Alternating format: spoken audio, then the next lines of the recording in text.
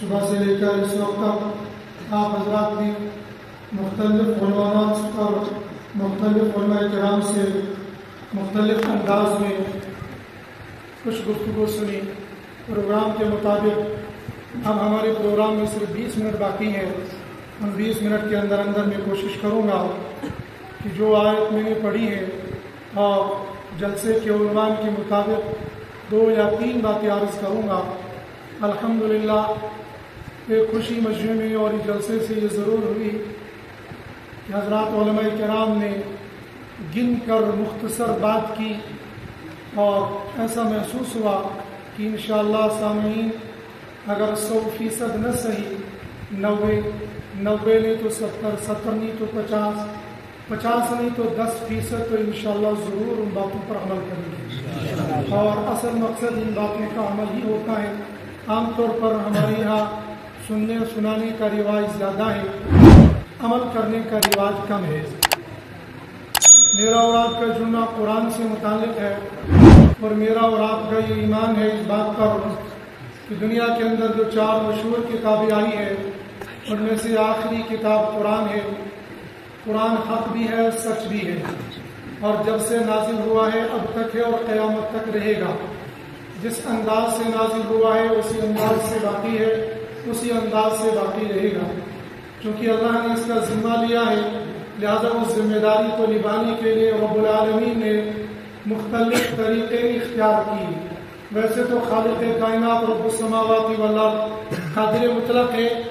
اگر جبرن بھی چند لوگوں کو مجبور کر کے رکھتے، یہی چند لوگ قیامت تک قرآن کی تبلیغ، قرآن کی اشاعت کرتے رہیں گے، اللہ کو یہ حق حاصل تھا.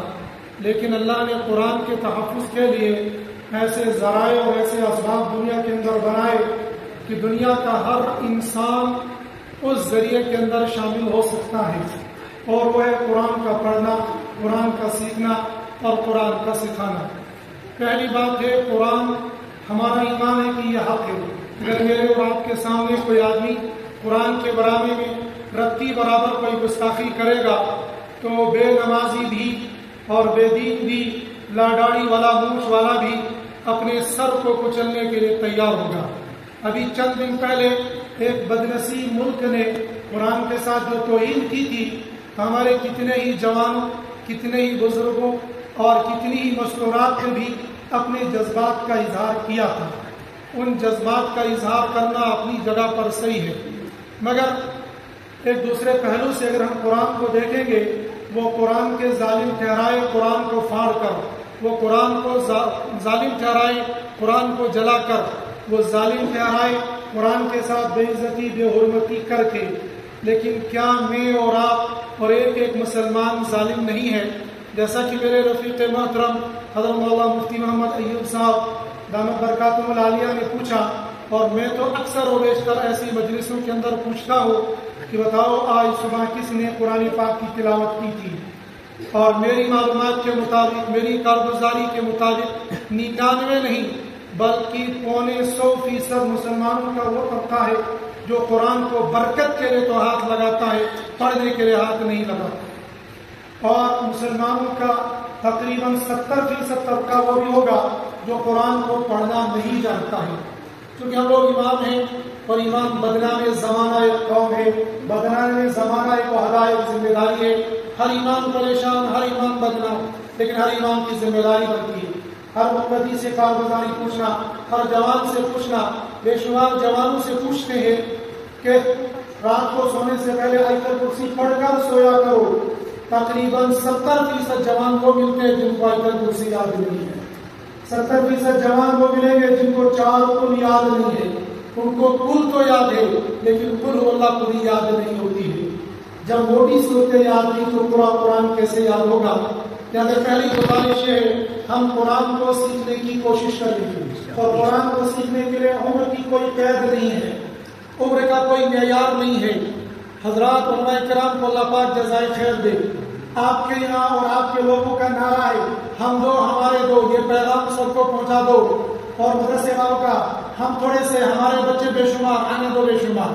آپ سال کے بیچ میں داخلہ لینے کے لیے جاؤ گے تب داخلہ کریں گے، شروع میں تب داخلہ کریں گے. حتیٰ کہ اگر آپ شروع شعبان میں داخلہ لینے کے لیے جائیں گے تو شاید کوئی مدرسے کا محتمل آپ کو داخلہ لینے سے انکار نہیں کرے گا. 10 سال کا بچہ ہو یا 20 سال کا بچہ ہو یا 50 سال کا بچہ ہو یا 70 سال کا بچہ ہو، جس عمر میں آپ مدرسے میں داخل ہونا چاہیں گے، شاید کوئی محتمل، کوئی قاری، کوئی امام، کوئی خطیب آپ کو قرآن سکھلانے سے انکار نہیں کرے گا. بے شمار کارگزاریاں ایسی آتی ہیں جو لڑکے فارغ ہو گئے کالجوں سے، یونیورسٹیوں سے، پھر ان کے دل کے اندر ایک شوق اور ایک دائرہ پیدا ہو گیا، مجھے قرآن سیکھنا چاہیے، قرآن پڑھنا چاہیے. لڑکے نہیں بلکہ ایسی لڑکیوں کی کارگزاریاں ہیں جو گریجویشن کر کے اور ماں کی ڈگری حاصل کرنے کے بعد صرف 6 یا 8 مہینے کے اندر وہ اللہ کے قرآن کے حافظہ بن گئے. اور ایسے بے شمار لڑکے. پیر ذوالفقار صاحب نقشبندی دامت برکاتہ العالیہ نے اپنا واقعہ لکھا ہے کہ ہمارے مدرسے میں، ہماری مسجد میں ایک جوان اعتکاف کرنے کے لیے آیا. رمضان مبارک کا اعتکاف کر رہا تھا. یکم رمضان مبارک کو پہلا پارہ حفظ کیا، دوسرے کو دوسرا، تیسرے کو تیسرا، اور 30 رمضان مبارک 30 دن میں قرآن پاک کے 30 پارے مکمل حفظ کر دیے. جموں کشمیر کی زمین بہت ہی اچھی زمین ہے، بہت ہی پیاری زمین ہے. یہاں سے ایک ہیرا نکلتا ہے. خاص طور پر میں ڈاکٹروں اور انجینئروں سے مذاق بھی کرتا ہوں، لیکن حقیقت بھی یہی ہے کہ کل قیامت کے دن مرنے کے بعد سب سے زیادہ قرآن کے ان پڑھوں میں سے اگر تمہارا شمار ہوا تو سب سے زیادہ پوچھ اور سب سے زیادہ خدائی تم لوگوں کی ہوگی. کل پرسوں جمعے کو میرے انجینئر سے ملاقات ہوئی، اس کو یہ مذاق سنایا، اس کو عجیب لگا. وہ آیا تھا بڑی عقیدت کے ساتھ، ایسا محسوس ہے اس میں تبدیلی ہوگی کہ یہ مولوی لوگ کتنے بد اخلاقی کے ساتھ پیش آتے ہیں.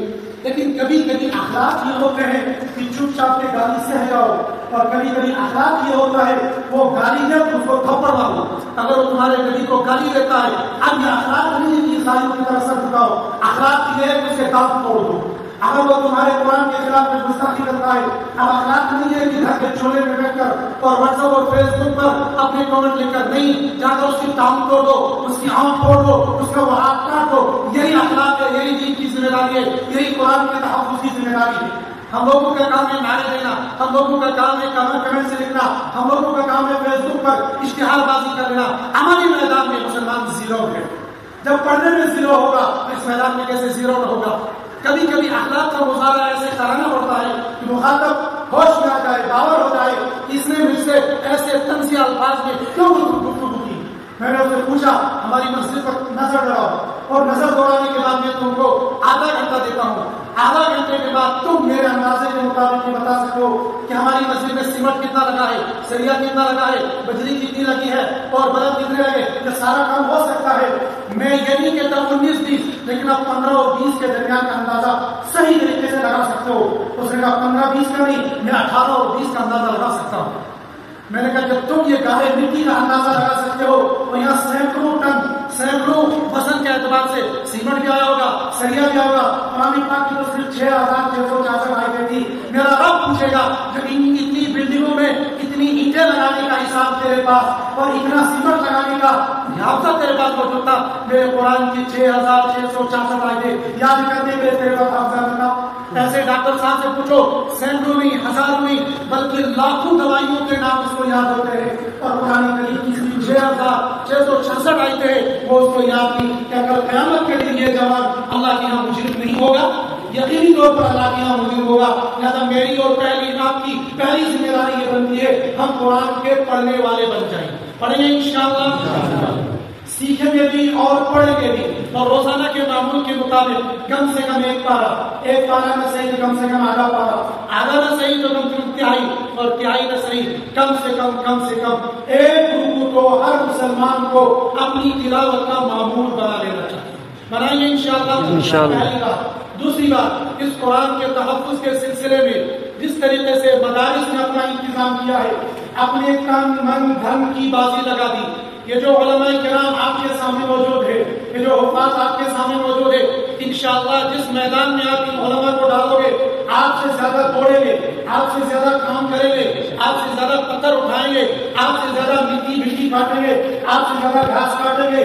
لیکن ان لوگوں نے تمام چیزوں کو خیر آباد کہہ کر مدارس کی 4 دیواری میں اپنے آپ کو وقف کر دیا تاکہ اللہ کے قرآن بلند ہو جائے. آپ سے یہ لوگ 24 گھنٹے کی زندگی نہیں، آپ سے یہ لوگ 12 घंटे नहीं, आपसे वो 6 घंटे नहीं, बल्कि कभी कभार 1 घंटा और माली ताउन कभी कभार मांगते हैं। रमजान मुबारक में भी जब हमारे सफरा आप लोगों के घरों पर आ जाते हैं तो कहते हो ना दहशत यहाँ इन सफरा को तुम लोग भिखारी समझते हो। अगर तुम लोग इन सफरा को भिखारी समझते हो, जान लो तुम नबी सल्लल्लाहु अलैहि वसल्लम पर इल्जाम लगा रहे हो। हज़रत नबी करीम सल्लल्लाहु अलैहि वसल्लम ने इस कायनात में सबसे बेहतरीन शख्स के बाद वो शख्स फरमाते तमाम के तमाम सहाबा मुरीद थे, उमर फारूक मुराद की तमाम सहाबा आए थे, उमर फारूक को लाया गया था, तमाम के तमाम सहाबा थे। उमर फारूक के बारे में कहा गया लो काना बादी नबी लकाना उमर, अगर मेरे बाद कोई नबी होता तो उमर होते। फरमाया उमर जिस गली से तू गुजरता है उस गली से शैतान नहीं गुजरता। इस उमर फारूक को सफीर बनाया गया, इस उमर फारूक को ज़कात देने का मुस्तहिक बनाया गया। अगर आप सफीर पर तंज करते हो और मोहतमी पर तंज करते हो, अगर ये सफीर आपकी नजरों में भिखारी है, आपको कहना पड़ेगा अल्लाह उमर फारूक भिखारी थे। अगर आपको आप ये कहते हैं ये मोहतमी ये उलमा लोगों को भिखारी बनाते हैं, आपको ये कहना पड़ेगा अल्लाह हज़रत नबी करीम सल्लल्लाहु अलैहि वसल्लम सहाबा को ज़कात वसूल करने के लिए देते थे। अल्लाह नबी सल्लल्लाहु अलैहि वसल्लम भी भिखारियों की जमात तश्कील देते थे। हरगिज़ ऐसा नहीं। इन भिखारियों का हम पर एहसान है, इन सुफरा का एहसान है, लेकिन हम लोग एहसान फरामोश है। चंद साल पहले जब लॉकडाउन लगा था, लोग फोन कर करके पूछते थे मुफ्ती साहब हमें बताया जाए हम ज़कात कहाँ देंगे। हम ये कहते थे हमारे मदरसे बंद है, मदरसे खुलने के ज़ाहिरी असबाब कोई नहीं, हम ज़कात ले नहीं सकते। ज़कात लाएंगे उसको मसरफ में खर्च करना है, हम लाकर खर्च करेंगे। कितने लोग परेशान थे, हाय खुदाया हम ज़कात किसको देंगे। कईयों को मैंने कहा संभल जाओ, अभी वो वक्त आने वाला है, मेरे नबी का फरमान मुकम्मल होगा। सुबह को बंदा ज़कात लेकर निकलेगा, शाम को वापस आ जाएगा, एक बंदा भी ज़कात लेने वाला नहीं होगा। आज जब ये सुफरा हमारे पास आते हैं हम लोग कहते हैं दहशत नहीं आए, ये भिखारी लोग आ गए, कोई जान चुराता है, कोई पैसा चुराता है। और मुसलमानों के दुश्मन, कुरान के दुश्मन, दीन के दुश्मन अपने माल को लगाते हैं, अपनी जान को लगाते हैं, अपनी इज्जत को दांव पर लगाते हैं ताकि उनके नजरिए के मुताबिक कुरान मिट जाए। आपके बहुत बदरवा के अंदर जो बदबख्त और कायनात का बदतरीन काफिर जिंदीक और मलून कादियानी रहता है, इस कादियानी के फर्जंद ने तौबा की। उस फर्जंद ने मुझे बताया, वो कश्मीर का रहने वाला था, कभी 6 महीने कादियान में रहकर आया हुआ और वहां की मंशूर में ये चीज दाखिल है, हर कमाने वाला चाहे वो रेडी ही क्यों न चलाता हो, अपनी कमाई में से दिन के 8 आने अहमदिया तंजीम के अंदर जरूर दाखिल करेगा। और बदरवा का मुसलमान खुश होता है, आज मिर्जाइयों ने मुझे टी पार्टी दी है, आज पूरा मिर्जाई मेरा दोस्त है। मिर्जाई अगर मर जाएगा, मिर्जाई के मरी हुई लाश पर पेशाब करना उस पेशाब की तौहीन है। उस मरे हुए मिर्जाई की लाश पर अपनी थूक को डालना यह थूक की तौहीन है। और बदरवा के गयूर मुसलमानों, तुम ये कहते हो दबरनाज मुआशरत आसन के अखलाक के आसन, मिर्जाइयों के साथ भी तो मेल जोल रखना पड़ेगा, दावत तो देनी पड़ेगी। कितने सालों से दावत देते हुए आए हो, आज तक तुमने इन कादियानियों के साथ, इन मिर्जाइयों के साथ बाइकाट नहीं किया। ये कादियानी, ये मिर्जाई तुम्हारे दीन को खोखला करने के लिए, तुम्हारे कुरान को मिटाने के लिए, तुम लोगों को, मुसलमानों को, उलमा को सफाई हस्ती से मिटाने के लिए अपने माल को भी लगाते, अपनी जान को भी लगाते। हत्या की ये इतनी बेगैरत कौम है, अपनी बेटियों को भी इस्तेमाल करते हैं। और बेटियों की इज्जत लुटाना ये फख्र महसूस करते। और बदरवा का और पूरी दुनिया का गयूर मुसलमान अल्लाह के कुरान के लिए, अल्लाह के नबी के लिए, खत्मे नबूवत के लिए और रिसालत महमद सल्लल्लाहु अलैहि वसल्लम की इज्जत को बाकी रखने के लिए 10 रुपया खर्च करने के लिए तैयार। खत्मे नबूवत जिंदाबाद, खत्मे नबूवत जिंदाबाद, खत्मे नबूवत जिंदाबाद। लिहाजा दूसरा काम और दूसरी गुजारिश है कि हम भी कोशिश करें अपने माल में से चाहे 4 आने निकाले, चाहे 4 आने निकाले, चाहे 1 रुपया निकाले, रोजाना के मामूल से अपने यहाँ के मदरसे के 1 रुपया जरूर अपनी बुकनी में जमा कर दें। ये बुकनी दुनिया की नहीं, ये बुकनी आखिरत की होगी। हमारे घर के बच्चे रोजाना हमसे 5 रुपया का जेब खर्च जरूर मांगते हैं। खासतौर पर जो शहर में रहने वाले लोग हैं, शहर में रहने वाले लोगों को यह तजर्बा है, हमारा बच्चा तब तक स्कूल नहीं जाता है, तब तक ट्यूशन नहीं जाता है, तब तक उसको आइसक्रीम खाने के लिए 5 रुपये चाहिए। और क्या हम अपने इलाके के इदारे के लिए 1 रुपया अपनी बुकनी के अंदर जमा नहीं करा सकते?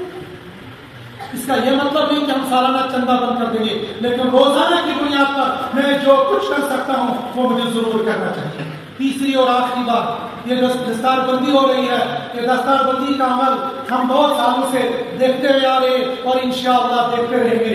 یہ منظر میں عجیب و غریب منظر ہوتا ہے جب بچہ حافظ قرآن ہوتا ہے، اس حافظ قرآن کی یہ تمنا ہوتی ہے میرے سر پر دستار فضیلت اور دستار قرآن وہ عالم، وہ مولوی، وہ مفتی، وہ محدث باندھے جو زمانے کا خطیب ہو، جو زمانے کا بے مثال ہو، جو زمانے کا مفتی اعظم ہو۔ یہ جو بچے یہاں پر حافظ قرآن ہے، جب ان نے اشتہار میں دیکھا ہوگا کہ حضرت مولانا مفتی نذیر احمد صاحب دامت برکاتہ عالیہ تشریف لا رہے تو ان کی خوشی کا ٹھکانہ نہ رہا ہوگا کہ ہمارے سروں پر دستار فضیلت باندھنے والے۔ اگر ہم یہ کہیں گے جموں کشمیر کا نہیں بلکہ پورے ہندوستان کا ایک فقیہ، ایک محدث، ایک متکلم ماننے والا ہے، شاید یہ جھوٹ نہ ہوگا۔ ہو سکتا ہے آپ کی کانوں سے حضرت مولانا مفتی مظفر صاحب دامت برکاتہ العالیہ کی وہ چھوٹی سی علم گزری ہوگی یا سنا ہوگا کہ حضرت مولانا مفتی نذیر احمد صاحب صدیوں کے بعد پیدا ہوتے تھے، اور کون کہہ رہا ہے وہ میرا اور آپ جیسا للو جلو آدمی نہیں ہے، وہ بھی ہمارے جموں و کشمیر کے محدث اعظم فقیہ اعظم ہے، اور حضرت مولانا مفتی نذیر احمد صاحب اور مفتی مظفر صاحب۔ میں آپ کی تعریف کروں، آپ میری تعریف کریں، یہ کمال نہیں ہوتا ہے۔ کمال تو یہ ہوتا ہے اس کا ہم اللہ اس کی تعریف کرے، یہ کمال ہوتا ہے۔ اور جب ایسی شخصیت دستار بندی کرنے کے لیے آ رہی تھی تو بچوں کے دلوں کے اندر خوشی کیا رہی تھی، لیکن مدعی لاکھ برا چاہے تو کیا ہوتا ہے، ہوتا وہی ہے جو منظور خدا ہوتا ہے۔ میں نے مفتی صاحب کو بالکل جب جلسے کی تیاری تھی میں نے منع کیا تھا میں نہیں آ سکتا ہوں، لیکن مفتی صاحب کا فون آ گیا 16 تاریخ کو میں نے اپنے آزار بتائے کہ چلے ترتیب اگر پہنچا وہ شخصیت وہاں تو بڑوں بڑوں کی زبان بند ہو جاتی ہے، ہماری کون سی مجال تھی۔ لیکن میں یہ بتا رہا تھا کہ ان لوگوں نے سنا کہ حضرت مفتی نذیر احمد صاحب آ رہے ہیں، اگر یہ سنیں گے کہ دارالعلوم دیوبند کا محترم آ رہا ہے تو یہ خوش نہیں ہوں۔ پھر یہاں سے آگے بڑھو، اگر ان کو یہ معلوم ہو جائے گا امام کعبہ شیخ سدیس میری دستار بندی کر رہے تو یہ بچے کتنے خوش نصیب ہوں گے نہیں ہوں گے۔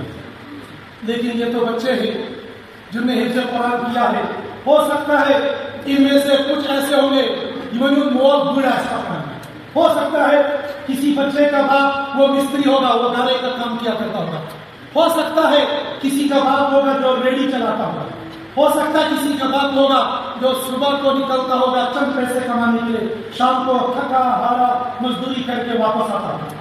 اس لیے کہ ڈاکٹر صاحب کو اپنے بچے پڑھانے کی ضرورت تو ہے نہیں ہے، انجینئر صاحب کو تو پڑھانے کی ضرورت نہیں ہے۔ اور کمال یہ ہے کہ آج کا جوان قرآن سمجھنا چاہتا ہے تر سے یا نر سے، مولوی سے وہ سمجھنا نہیں چاہتا ہے۔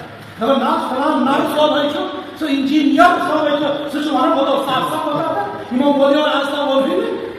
ارے قرآن بتانے کے لیے، قرآن سنانے کے لیے، قرآن سکھانے کے لیے اگر نر تر کی ضرورت ہوتی پھر اس مولوی کو، اس مفتی کو اپنی زندگی اس چٹائی پر رگڑانے کی ضرورت نہیں ہوتی تھی۔ جوانوں، دین سیکھو مولویوں سے، دین سیکھو علماء سے، دین سیکھو مفتیوں سے، نر اور ٹر سے۔ اگر تم دین سیکھو گے تو بچے گا ٹر کیوں بنو، جو ٹر بولتا ہو وہ ٹر ہی بتائے گا، وہ دین نہیں بتائے گا۔ اور یہ میں مذاق نہیں کر رہا ہوں، بات میں یہ مذاق کیا ہے، لیکن وہ لوگ جو نر اور ٹر بن کر لوگوں کو دین بتاتے ہیں وہ امت کو گمراہ کرتے ہیں۔ جن کو قرآن پڑھنا نہیں آتا، قرآن سمجھنا نہیں آتا ہے، چند لوگوں کی کتابیں لے کر اپنے سامنے رکھ کر اور حدیث کا حوالہ دے کر امت کو گمراہ کرتے ہیں۔ ایسے گمراہ لوگوں سے اپنی آپ کو بچاؤ اور امت کو بچانے کی کوشش کرو۔ لیکن یہ مزدور طبقہ، یہ مڈل کلاس طبقہ، یہی لوگ اپنے بچوں کو مدارس میں ڈالتے ہیں، قرآن پڑھاتے ہیں۔ میں تو اصل بات یہ کہنے والا تھا، یہ بچے خوش ہو جاتے ہیں ہماری دستار بندی فلاں مفتی صاحب کر رہے، فلاں شیخ الحدیث صاحب کر رہے اور فلاں پیر صاحب کر رہے، یہ بڑے خوش ہوتے ہیں۔ لیکن سنو سنو سنو، ایک وقت وہ آئے گا صرف سلطنت کے اور مونا کے لوگ نہیں ہوں گے، صرف بدروا والے نہیں ہوں گے، اس لیے کہ بدروا والوں کو تو دین کی بات سننے کی فرصت نہیں ہے۔ اگر سیاسی جلسہ ہوتا وہ جھوٹے اور کذاب آتے، وہ آپ کو بجلی کے نام پر بیوقوف بناتے، پانی کے نام پر بیوقوف بناتے، سڑک کے نام پر بیوقوف بناتے، اور آپ بن جاتے ہو، وہ بنا رہے ہیں تم بن رہے ہو، اور یہ کھیل چلتا رہے گا، یہ کھیل چل رہا ہے، سارا دن دھوپ میں کھڑے رہیں گے، کسی کو کوئی احساس نہیں ہوگا۔ لیکن اللہ کے دین کی بات، اللہ کی اللہ والوں کی زبان سے سننے کے لیے، اللہ کے گھر میں آنے کے لیے ہم لوگ کے پاس فرصت نہیں ہے۔ صبح اور اس وقت کا معائنہ بھی کر لو، صبح کتنے لوگ تھے، اس وقت کتنے لوگ ہیں؟ یہ تو گاؤں دیہات پھر بھی الحمدللہ یہاں پر کچھ نہ کچھ آتے ہیں. شام کو آپ کی جامع مسجد میں بھی ایک مجلس ہے، وہاں کا اندازہ نہیں کر لینا. تو یہی کہو گھر والے کو کیا بتائے گا؟ ہم لوگ کی دین سے کتنی دوری ہے اور کتنی بے فکری ہے. ہم اللہ کے دین کو سننے کے لیے تیار نہیں ہوتے ہیں، لیکن اللہ پاک ایسے بندوں کو کھڑا کر دیتے ہیں جہاں کا بندے کو تصور بھی نہیں ہوتا ہے. اور میں آپ کو بتاؤں ایک انکشاف کہوں گا. میں نے یسن القرآن، اس زمانے کے اندر یسن القرآن پڑھتے تھے اور اس زمانے کے اندر نورانی قاعدہ پڑھتے ہیں.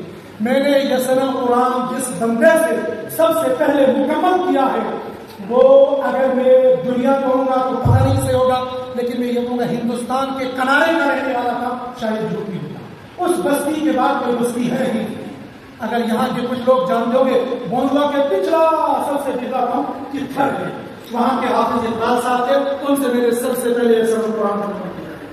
اور اللہ پاک کس بندے کو کہاں اٹھا کر کس کے ذریعے سے یہ سب قرآن مکمل کروایا، وہ اللہ کی شان بے نیازی ہے. اللہ اور اللہ کا دین ہمارا محتاج نہیں، ہم محتاج ہیں. کل قیامت کے دن انہی مزدوروں سے، انہی گھوڑے والوں سے، انہی ریڑھی والوں سے، انہی گائے مٹی والوں کو جب پوری دنیا کا اجتماع ہوگا، پوری دنیا کے لوگ ہوں گے، وہاں امیر بھی ہوگا، غریب بھی ہوگا، عالم بھی ہوگا، جاہل بھی ہوگا، فقیہ بھی ہوگا، محدث بھی ہوگا. اللہ پاک کچھ لوگوں کو چن چن کر لائیں گے اور ایک ٹیبل پر، ایک بناوٹ پر اور کچھ مسیحوں پر بٹھائیں گے اور ان کی دستار بندی کریں گے. وہ دستار بندی میں سمجھانے کے لیے کہتا ہوں، ورنہ اصل حدیث کے اندر جاتا ہے ان کو چودھری چاند کے چمکنے والا تاج کرنا جائے گا. اور وہ کون ہوں گے؟ کوئی حفاظ کرام کے والدین ہوں گے. تو خیال کرو جس بندے کے سر پر اللہ تاج رکھے گے وہ بندہ کتنا خوش نصیب ہوگا.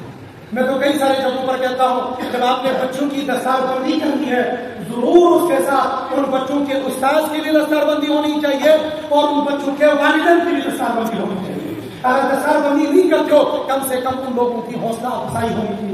یا یہ انتظامی عملی ہے، لیکن بہرحال ان لوگوں کا مقام اللہ کی یہاں بہت بڑا ہے. اللہ پاک مجھے اور آپ کو تمام باتوں پر، خاص طور پر میں نے جو خدمات عرض کی، ایک تو اللہ کے قرآن کو پڑھیں گے اور دوسرا اللہ کے قرآن کے تحفظ کے لیے اپنی مال جان کو پیش کریں گے اور تیسرا اپنی اولاد کو کوشش کریں گے ہم ان کو حافظ قرآن بنائیں گے. وآخر دعوانا الحمدللہ رب العالمین.